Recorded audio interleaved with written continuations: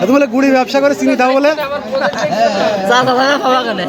না, তুমি গুড়ির খেজুরির যে গুড়, এই গুড়ির ব্যবসায় নাকি তুমি চিনি দিচ্ছ বলে ইয়ার মধ্যে চিনি তো দেয়া সবাই দিয়েছিলাম দেখলা নাই দেও চিনি ওর ভিতরে দিতে হলে হালকা হালকা দিতে হয়। কতটুকু দেওয়া লাগে এক ভাগ ইয়েতে? ও এক ভাগে তোমার হচ্ছে 2 কেজি 2.5 কেজি দেওয়া যায়, বেশি দিলে আবার আখে গুড় হয়ে যায়। আচ্ছা আচ্ছা, নুনটা লাগে। তাহলে পরে এক ভাড়ে কয় কেজি ওজন হয়? 13-14 কেজি। তবে 2 কেজি ঢোকায় না, তা বেশি ঢোকায়, বেশিও দেয় অনেকে, তাই না? সবাই দেখা না। ওই যে ওই গুড়ির ফ্লেভারটা তো থাকে নাকি? খেজুরি গুড়ির ফ্লেভারটা থাকে।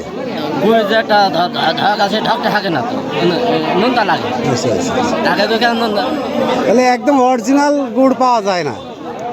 ও যোগাযোগ করলে আমিও দিতে পাবো সিজনে। তাছাড়া এমনিতে বাজার থেকে কিনতে গেলে হয়তো পাওয়া যাবে না, ব্যবসায়ী মাল।